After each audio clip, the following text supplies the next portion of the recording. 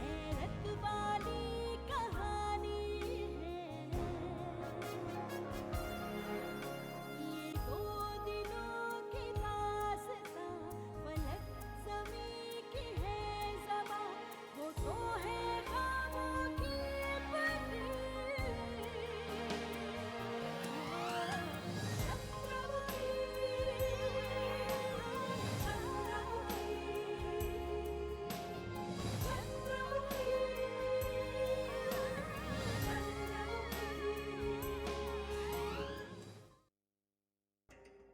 सरकार, अब ये ऊपर कौन है?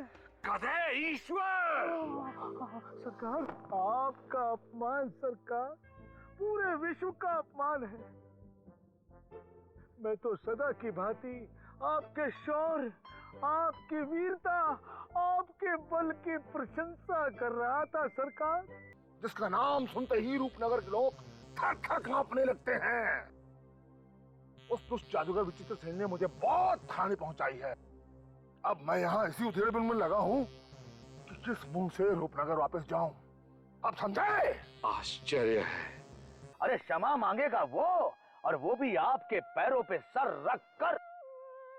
तो सरकार, इस समय हमें थोड़ा चतुराई से काम लेना होगा और उससे जाकर मिलना होगा।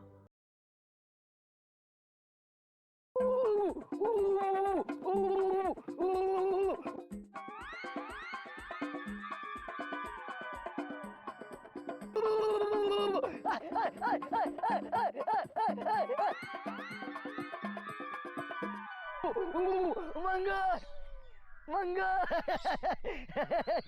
अरे क्या चंगू, अरे तुझे पता है ना, मुझे खाते वक्त कोई परेशान करता तो अच्छा नहीं लगता। क्या कर रहा है तू?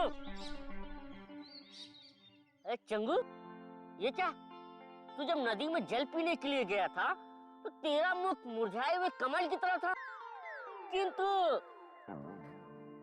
किंतु वापस लौटते ही ये तेरा विकृत जैसा मुख कमल की फूल की तरह खिल कैसे गया?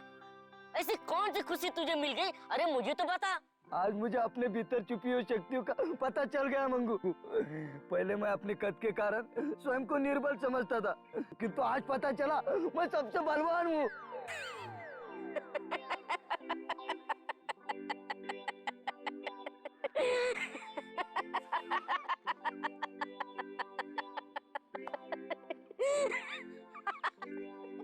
चंगू, अब तो मुझे पूरा विश्वास हो गया है कि तू पागल हो गया है। अरे तुझे पता है, रूपनगर के सारे मनुष्य हाथी जैसे विशालकाय हैं। अगर तू उनके बीच खड़ा भी हो गया तो चींटी के जैसा मसल दिया जाएगा।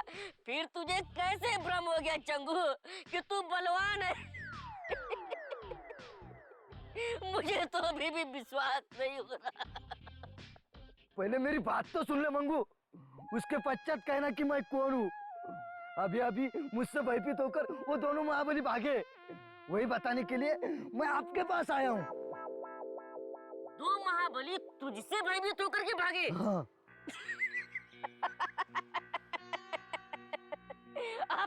अब तो मुझे पक्का यकीन हो गया है चंगू कि तुम महामूर्ख है। तू भी अपने सरकार के जैसा मूर्ख है मंगू। वो भी अपने पिताजी की बात पर विश्वास नहीं करते, तू भी वैसे मेरी बात पर संदेह करने लगा है। मैं सच कह रहा हूँ मंगू, वो दोनों महाबली मुझसे भयभीत होकर इधर से भाग गए। ये चंगू, मैं तुझ पे कैसे विश्वास करूं? अरे जिससे एक साधारण सा चूहा भी भयभीत नहीं होता, उससे दो महाबलशाली कैसे भयभीत हो सकते हैं? अरे तू तो जाग रहा है। मैं तो सोच रहा था कि तू जागते हुए स्वप्न तो नहीं देख रहा है। जागते हुए कैसे स्वप्न देखा जा सकता है मंगू? यदि तुझे हमारी बात पर विश्वास नहीं है तो हम अभी उस दोनों को तुझे दिखा सकते हैं। वो उत्तर दिशा की ओर गए हुए हैं। वो अभी भी अधिक दूर नहीं गए होंगे। उन्हें पकड़कर मैं अपने पैरों में झुका सकता हूँ। अब मुझे विश्वास होने लगा है कि तू सत्य कह रहा है। फिर भी मेरी समझ में नहीं आ रहा है कि वो कैसे महाबलशाली थे कि जो तुझसे भयभीत हो गए। आखिर ऐसा कौन सा चमत्कार तूने कर दिया जिससे वो दोनों सर पे पैर रख के भाग गए? करना क्या था मंगू, जैसे उन्होंने मुझे पुकारा मैंने पलटकर उनकी तरफ देखा और वो मुझे ललकारने लगे। बस क्या था, मैंने भी उनके पीछे दौड़कर दौड़ लगाई। उनके पैरों तले धरती सरक गई और दोनों रोते रोते भाग गए। वाह चंगू वाह, मैंने अपने पूरे जीवन में इतने अच्छे समाचार नहीं सुने। कोई हम जैसे नन्हे मुन्नों से भी इतना भयभीत हो सकता है, ये सुनकर मेरा मन एकदम प्रसन्नता से झूम उठा। चंगू चंगू शीघ्र बता, वो दोनों महामूर्ख कहाँ मिलेंगे?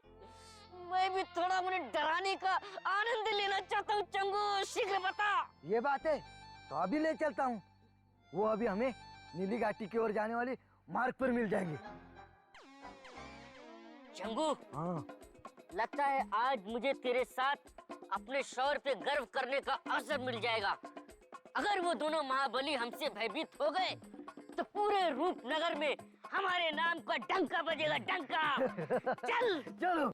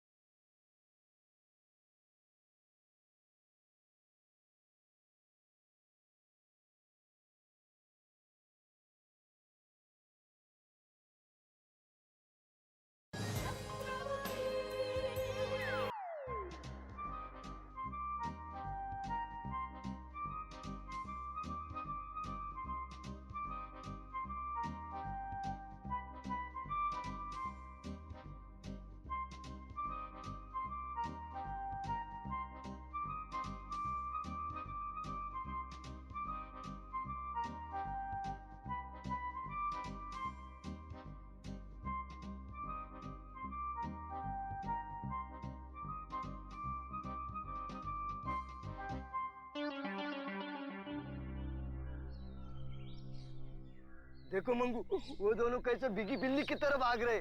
वो दोनों वही महाबली है जिनको मैंने भगाया था। हाँ चंगू, उसमें से तो एक युवराज सा प्रतीत होता है, किंतु दूसरा उस युवराज का पानदान पकड़ने वाला प्रतीत होता है।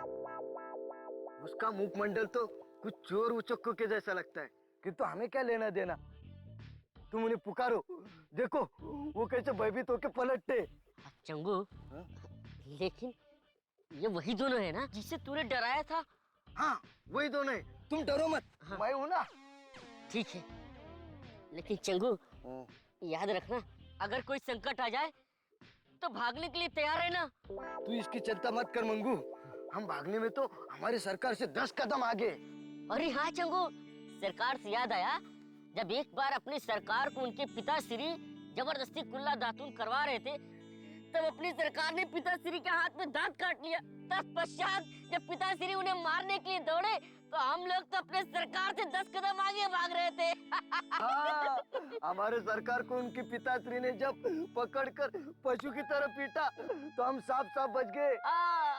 ये बातें करने का समय नहीं है, उन दोनों को पुकारो, देखो वो क्या करते हैं।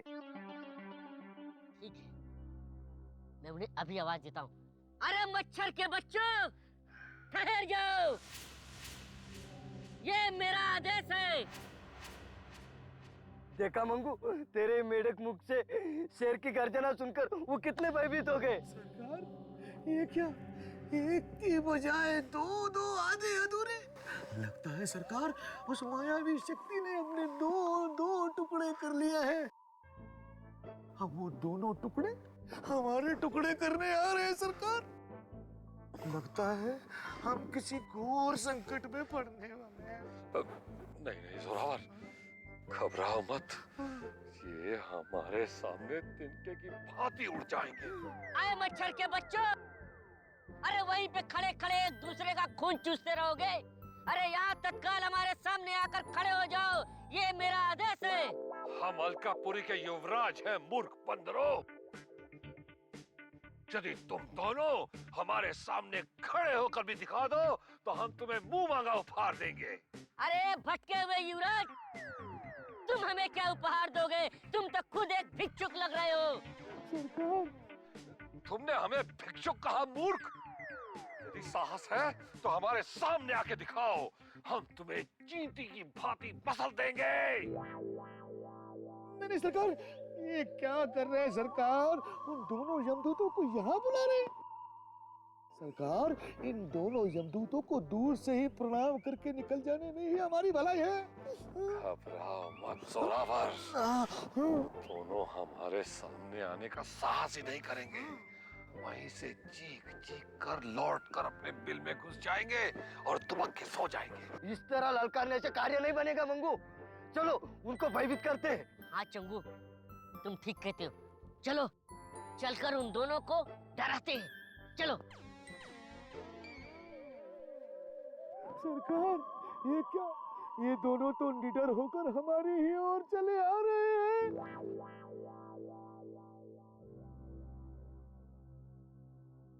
घबराओ मत जोरावर, यदि संकट पड़े तो पलट के भागने के लिए तैयार रहना।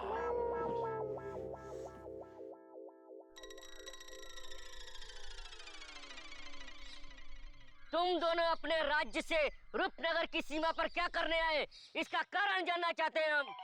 रूपनगर की सीमा? सुना जोरावर, हम रूपनगर की सीमा पर आ पहुंचे।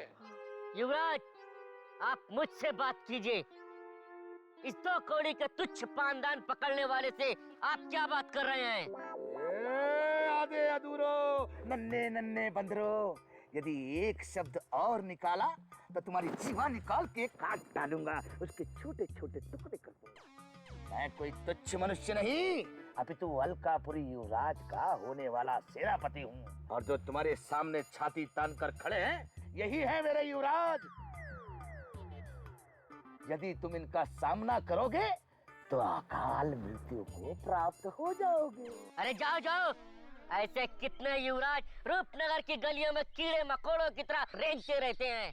खैर छोड़ो, ये बताओ कि रूपनगर में आने का कारण क्या है? ओए होए, कारण जानना चाहते हो तो कारण मेरे नन्हे नन्हे बंदरो, कारण है राजकुमारी चंद्रमुखी। हमारे युवराज राजकुमारी चंद्रमुखी से विवाह रचाना चाहते हैं।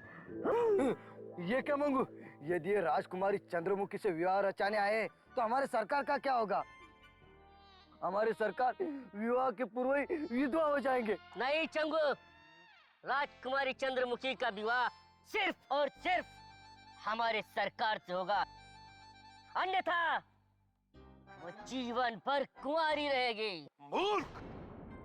यदि राजकुमारी चंद्रमुखी का विवाह होगा तो केवल कुंवर भानु प्रताप सिंह के साथ होगा। यदि हम दोनों के बीच में किसी तीसरे ने आने का प्रयास किया तो हम उसका वध कर देंगे। नहीं युवराज, हमारे सरकार का वध करने वाला अभी तक इस धरती पर कोई पैदा नहीं हुआ। राजकुमारी चंद्रमुखी से विवाह करने का भ्रम अपने दिमाग से निकाल दो राजकुमार, नहीं तो मृत्यु लोक को प्राप्त हो जाओगे। तूने कुंवर भानु प्रताप सिंह को ललकारा, अब तुम अपने सरकार का मुख तो क्या, तुम दोनों स्वयं अपना मुख नहीं देख पाओगे, क्योंकि हम तुम्हारी चटनी बना देंगे।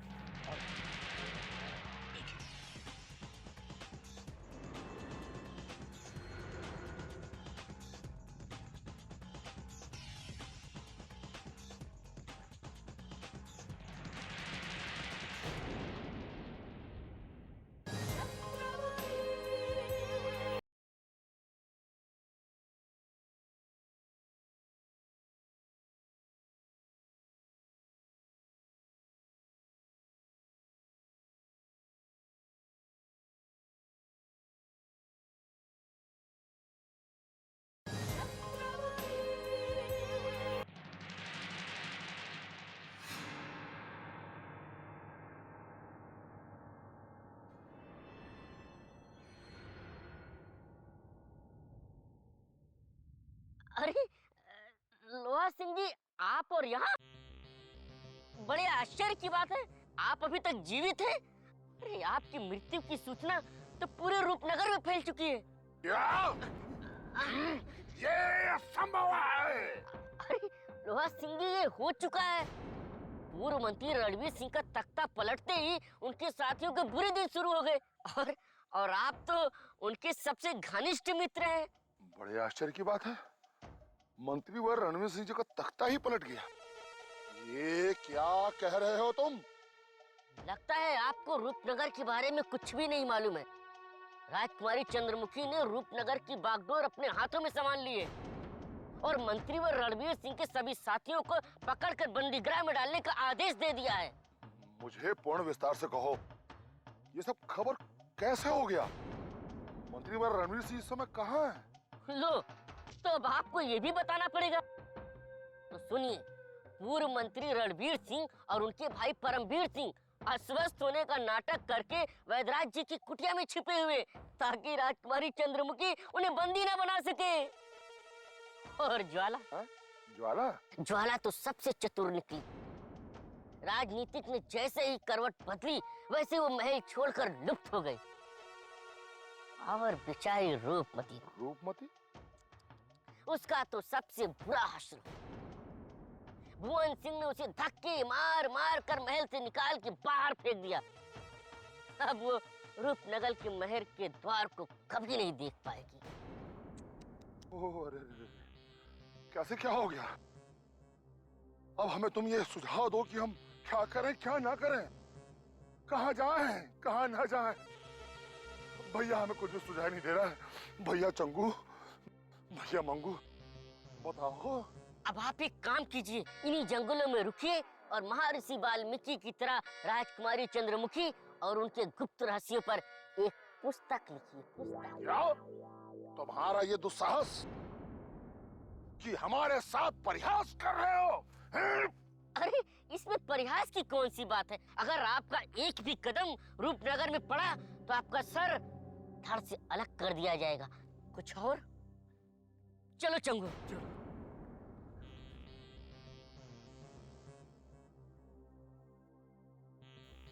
क्या हो गया लोहा सिंह? क्या अब तुझे अपना पूरा जीवन इन जंगलों में कार की तरह छिप छिप के बिताना पड़ेगा?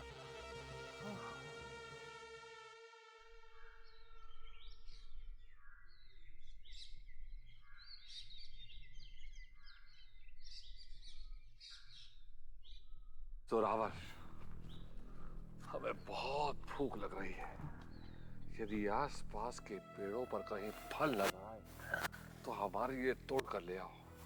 जैसी आज्ञा महाराज। मैं यूं गया और यूं आया। आप तब तक यहाँ विश्राम कीजिए। ठीक है।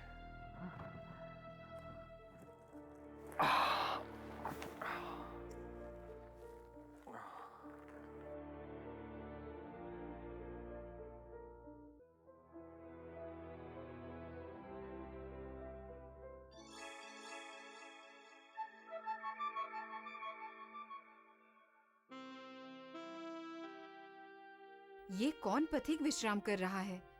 दिखने में तो ये किसी विशाल राज्य का युवराज लगता है। हाँ राजकुमारी जी, मैंने अपने जीवन में कभी इतना सुंदर और सजीला युवराज नहीं देखा। कदाचित ये युवराज आपके लिए ही आया है राजकुमारी जी, पर रूपनगर के पथ पर चलते चलते बेचारा थक कर सो गया है। यदि आज्ञा हो तो मैं जाके इसे जगाऊं? नहीं कामिनी, युवराज बहुत थके हुए हैं, इन्हें विश्राम करने दो। हम इनका प्यारा सा मुख जी भरकर देख लेना चाहते हैं।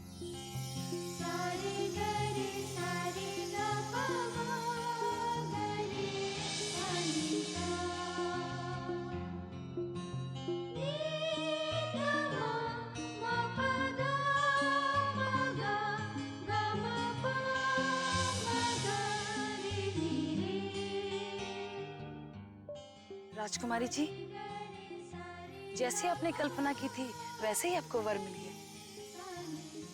जैसे आप संसार की सर्वश्रेष्ठ सुंदरी है, वैसे ही ये युवराज भी सारे संसार में सर्वश्रेष्ठ है।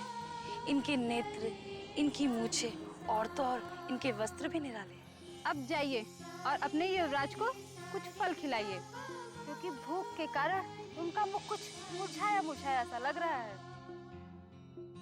तुम ठीक कह रही हो। हम अभी अपने युवराज को अपने हाथों से रूपनगर के मीठे मीठे फल खिलाते हैं।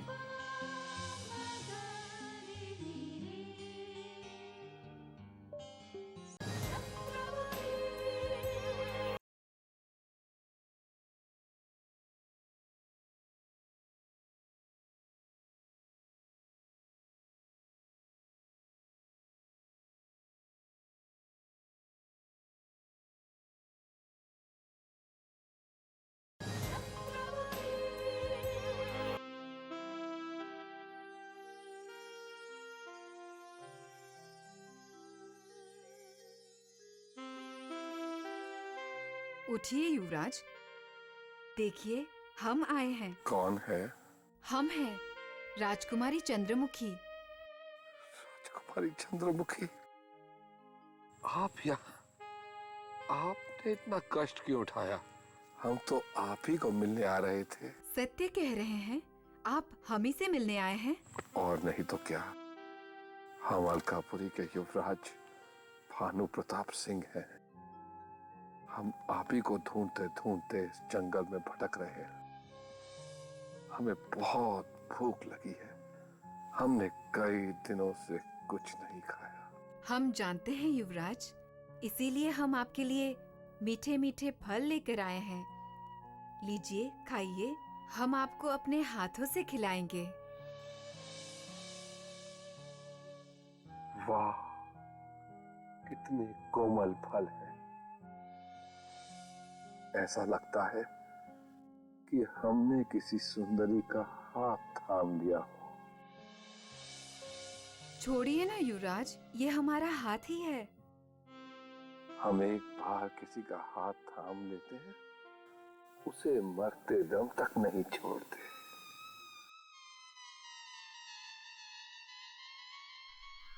सरकार, ये आपको क्या हो गया? आप तो राजकुमारी चंद्रमुखी के प्रेम में नहीं थे, फिर मेरे साथ। मूर्ख, तो हमारे इतने करीब बैठकर क्या कर रहे हो? सरकार, मैं तो आपके लिए फल लाने गया था। अरे भाड़ में गए तुम्हारे फल, हमारी दृष्टि से दूर हो जाओ और जाकर हमारे लिए जल ढूंढ कर लाओ। दफा हो।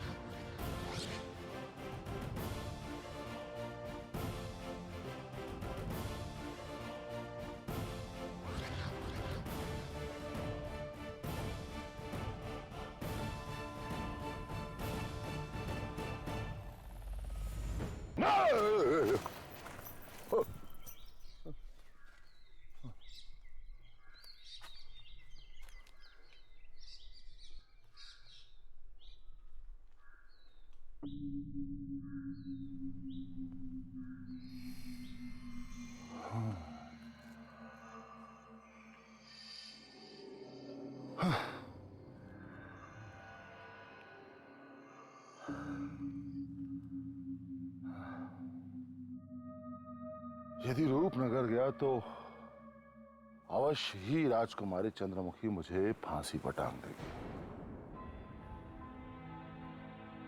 और यदि इस जंगलों में रह गया तो निश्चय ही किसी जंगली पशु का आहार बन जाऊंगा। अब तो मुझे हर तरफ मृत्यु ही मृत्यु दिखाई दे रही है।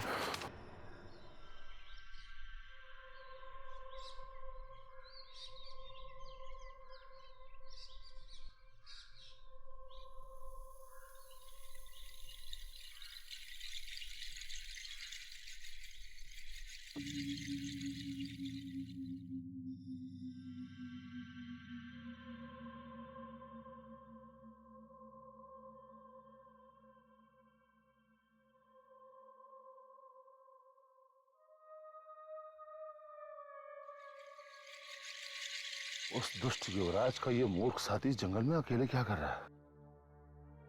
यदि किसी प्रकार इसे अपने साथ मिला लिया जाए तो हो सकता है जंगल में अकेलेपन का भय कुछ कम हो जाए।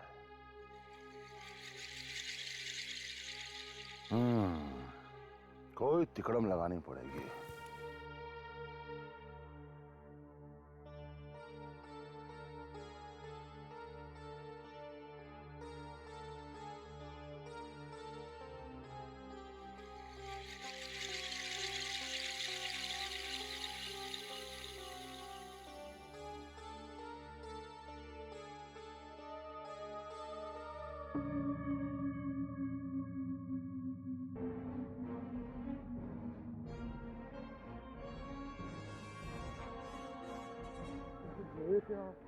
ये माया शक्ति महान काय मनस्वी में पलट गई। लगता है जोरावर आज तेरे मृत्यु निश्चित है। ये महान काय तो यमराज से भी अधिक भयानक लग रही है।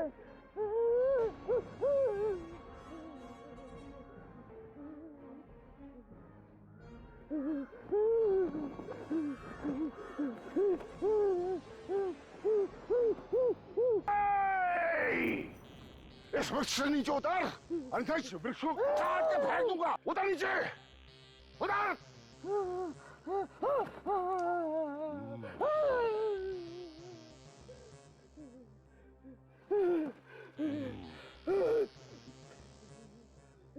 कहाँ है तुम्हारा उद्दंड युवराज?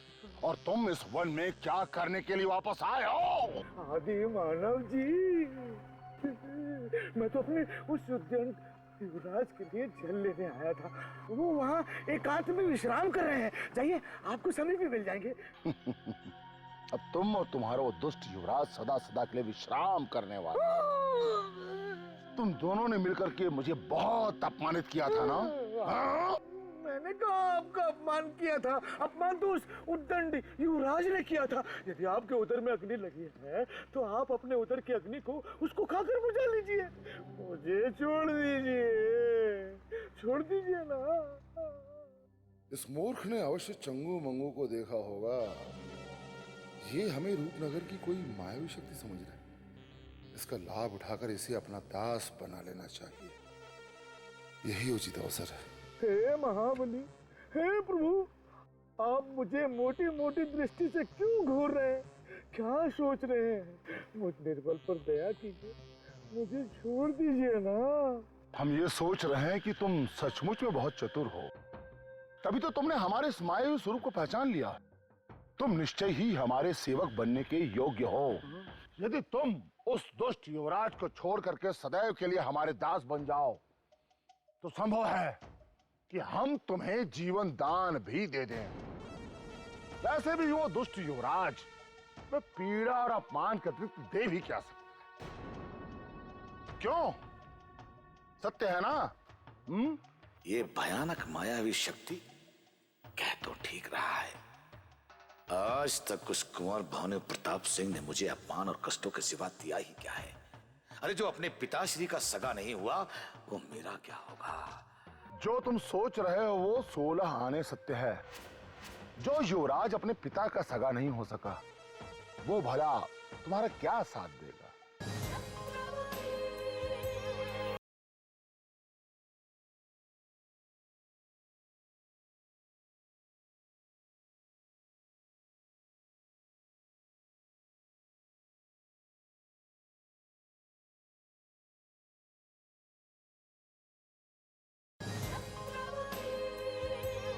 जो तुम सोच रहे हो वो 16 आने सत्य है। जो युवराज अपने पिता का सगा नहीं हो सका वो भला तुम्हारा क्या साथ देगा? गुरुदेव, आप अब तक कहाँ थे गुरुदेव? आप तो स्वामी हैं, अंतर्यामी हैं गुरुदेव। आपने मेरे बगैर कहे मेरे मन की बात जान ली। गुरुदेव, आप मुझे अपने चरणों में स्थान दे दीजिए, अपना शिष्य स्वीकार कर लीजिए।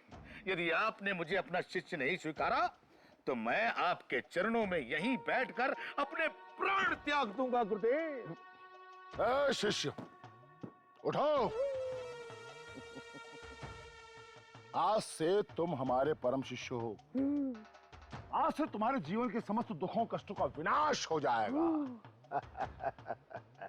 किंतु तुम मुझे सर्वप्रथम ये कहो कि तुम इस मार्ग में अकेले कहाँ चले जा रहे थे? गुरुदेव, मैं अपने भूतपूर्व युवराज के लिए जल लेने आया था। ये तो तुम्हारे साथ में बहुत अन्याय हुआ है। क्या तुम्हारा जन्म इस जीवन में ऐसे तुच्छ कार्य करने के लिए हुआ है? क्या तुम संपूर्ण उम्र अपने उस युवराज के हाथ पैर ही दबाते रहोगे? नहीं नहीं नहीं गुरुदेव, नहीं।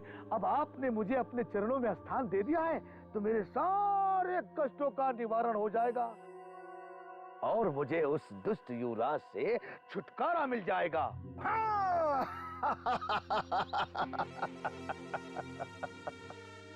यदि हम तुम्हें नहीं मिले होते तो तुम्हारा जीवन यूं ही नर्क बना रहता, किंतु आज से तुम्हारा नया जीवन प्रारंभ हो जाएगा। अच्छा, अब तक तो तुम्हें किसी सुंदर स्त्री से विवाह करके एक परिवार बसा लेना चाहिए था।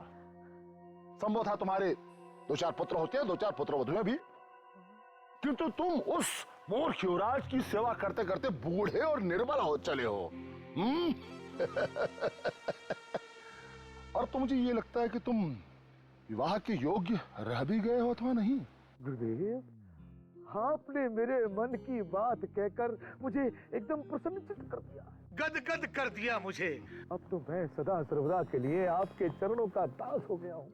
कृपया आप मेरा मार्गदर्शन कीजिए, बताइए मुझे आगे क्या करना है। कुछ नहीं, तुम्हें अपने उस मूर्ख युवराज को सदा सदा के लिए विस्मृत करके सदैव के लिए हमारी शरण में आना होगा। अब आज से तुम्हारे जीवन में नया प्रारंभ होगा। अब जो होगा शुभ ही होगा। आओ हमारे साथ। यही अवसर है जोरावर, अपना बचा कुचा जीवन संवारने का। मूर्ख भानु प्रताप सिंह का साथ छोड़कर गुरुदेव के पीछे निकल ले, फिर देखना जीवन में कभी कोई कष्ट नहीं होगा। जोरावर, जोरावर, जोरावर को हमने जल लाने भेजा था, किंतु वो अभी तक नहीं आया। कहीं वो मूर्ख नदी में डूब के मर तो नहीं गया? अरे नहीं नहीं, उसे खोजना होगा, अन्यथा हमारी सेवा कौन करेगा? जोरावर, जोरावर।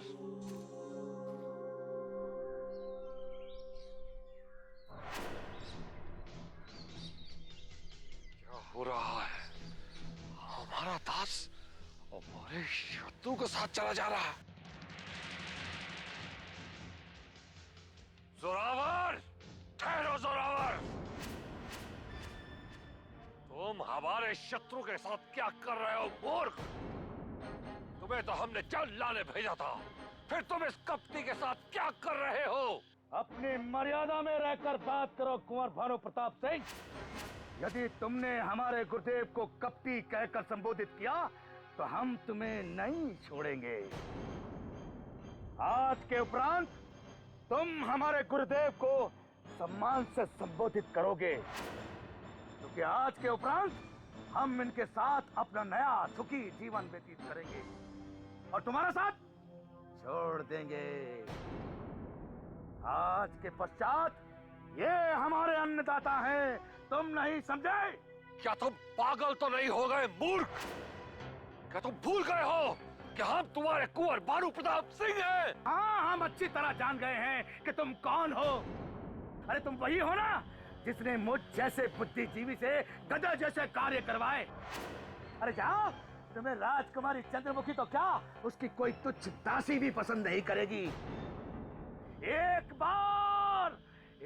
बार अपने इस दैत्य जैसे मुख को नदी के जल में जाकर देखो, तब तुम अपने आप लज्जा से चुल्लू भर पानी में डूब पड़ोगे। हाँ? जोरावर! चिल्लाओ मत भटके हुए युवराज, तुम्हारा साथ देकर मैंने बहुत बड़ी भूल की थी, किंतु अब मेरे नेत्रों से पर्दा हट चुका है। अरे तुम तो वो हो जो अपने स्वार्थ की खातिर अपने पिता का भी रक्त बहा दो। अरे तुम्हारे पास कोई मनुष्य तो क्या, आज के पश्चात कोई पशु भी नहीं आएगा। अद्भुत हो शिष्य तुम, अति अद्भुत। इस जैसा शिष्य वर्षों की साधना के पश्चात ही किसी गुरु को मिलता है। ये मेरा परम प्रिय गुरु सेवक शिष्य है। इस जैसे कोहिनूर की ही मुझे तलाश थी, समझे? देव, धन्यवाद। मेरा साथ अंत तक देना। यदि आपने मेरा साथ छोड़ दिया तो ये मुझे कच्चा खा जाएगा। हम तुम्हारे प्राण छीनकर नरक में भेज देंगे। विश्वासघाती, तुमने हमारे साथ बहुत बड़ा विश्वासघात किया है। कि तुम भूल गए कि अलकापुरी में विश्वासघात की सजा मृत्यु दंड होती है। ये अलकापुरी नहीं है, ये राजकुमारी चंद्रमुखी का रूपनगर है। यहाँ तुम्हारे पिता का राज्य नहीं, यहाँ पर राजकुमारी चंद्रमुखी का राज्य चलता है। यदि अब तुमने और बकबक की तो राजकुमारी से कहकर तुम्हारा शीश धड़ से अलग करवा दूंगा, समझे? जोरावर, या तो तुम पागल हो गए हो या इस मायावी शक्ति की चपेट में आ गए हो। इसीलिए हम तुम पर दया करके तुम्हें क्षमादान देते हैं। किंतु याद रहे, ये कपटी तुम्हें रूपनगर नहीं, मृत्यु के द्वार तक पहुंचा देगा। वहां भी अगर तुम बच निकले तो तुम हमें ढूंढते फिरोगे। अरे जाओ जाओ, अपनी राय अपने पास रखो। यदि भटकते भटकते तुम इस रूपनगर के जंगल में जीवित रह गए तो मैं राजकुमारी चंद्रमुखी से कहकर तुम्हें अपना दास बनवा लूंगा। अब जाओ यहाँ से, हम अपने गुरुदेव के साथ राजकुमारी चंद्रमुखी के राज की ओर प्रस्थान करते हैं। हाँ, हाँ। अचानक भाग्य की कुंडली ने कैसी पलटी मारी है। हमारा तुच्छ सेवक भी हमें आंखें दिखा गया। संसार उगते सूर्य को ही प्रणाम करता है। हमारा भी समय आएगा, एक बार चंद्रमुखी से हमारा विवाह हो जाए।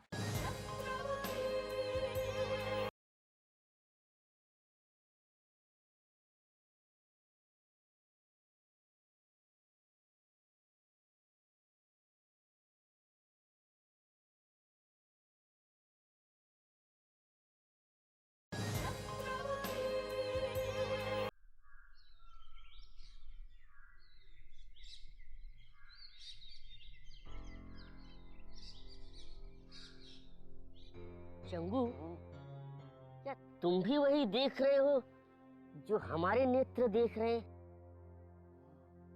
मुझे तो सामने से महल की दो दासियां दिखाई दे रही जो जंगल में विचरण कर रही है।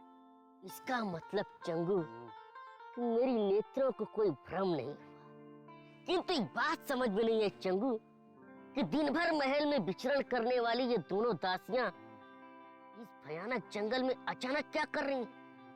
इन्हीं से पूछना होगा। ठहरो दासियों,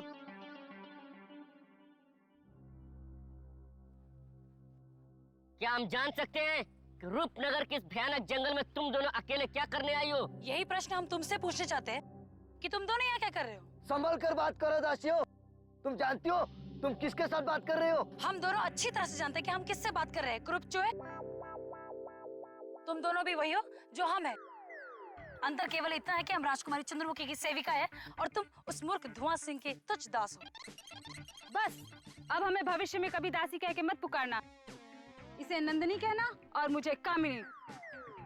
यदि फिर कभी तुम्हारे मुंह से दासी निकला तो हम राजकुमारी चंद्रमुखी से कहके तुम्हें अवश्य दंड दिलवाएंगे। अब फिर कभी हमें टोक कर बुलाना मत, नहीं तो कहीं के नहीं रहोगे। चल कामिनी। शंभू, अब हमारे इतने बुरे दिन आ गए कि हमें इन तुच्छ दासियों की जली कटी सुननी पड़ रही है। हमें चलकर उनसे क्षमा मांग लेनी चाहिए। तुम ठीक कह रहे हो। तू देखना, अब मैं इन दोनों को ऐसा मूर्ख बनाऊंगा, ऐसा मूर्ख बनाऊंगा कि ये दोनों जीवन भर मुझे गुरु मानकर मेरा सम्मान करती रहेंगी, मुझे पूछती रहेंगी। ठहरो रूप कुमारियों, ठहरो।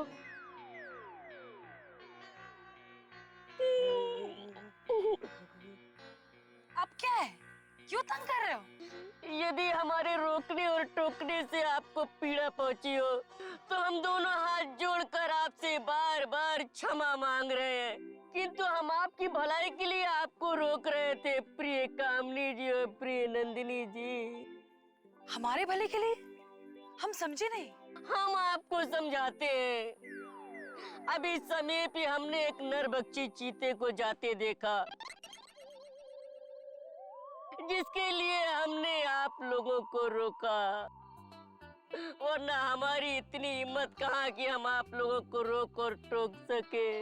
हाय दैया, अब राजकुमारी जी का क्या होगा?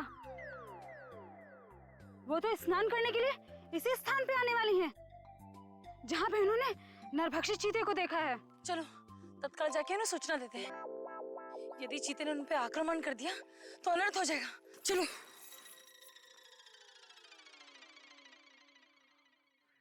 ये तूने क्या किया? राजकुमारी चंद्रमुखी झरने पर स्नान करने के लिए आ रही थी, तो तूने इन्हें चीते की कहानी सुना के डरा दिया। अब राजकुमारी चंद्रमुखी स्नान करने के लिए नहीं आएगी मूर्ख। चंगू, मुझे क्या पता था कि राजकुमारी चंद्रमुखी झरने पर स्नान करने आने वाली है। ये तूने क्या किया? राजकुमारी चंद्रमुखी झरने पर स्नान करने आती तो हमारे सरकार उसके बहाने उसके साथ स्नान कर लेते। अब जो हो गया सो हो गया, लेकिन मेरी बात ध्यान से सुन। ये बात किसी को मत बताना कि मैंने चीते की झूठी खबर सुनाई है, वरना रूपनगर के जंगलों में हमारे हाथ पैर बांधकर हमें फेंक दिया जाएगा और उसके बाद कोई भी भयानक पशु आकर के हमें चट कर जाएगा। चंगू, चलो।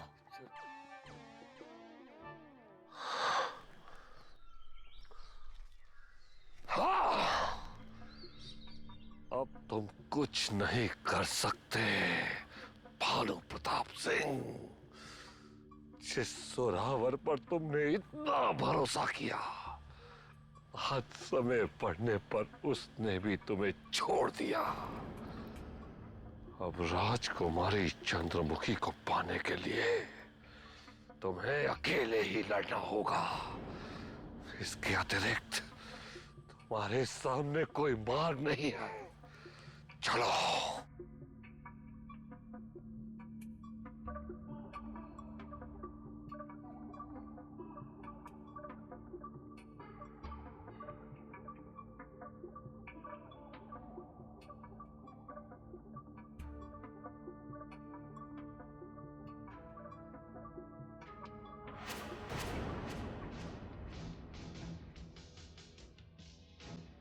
अधिकारी तो वही है जिसने एक बार धमाका करके हमें पकड़ने का प्रयास किया था।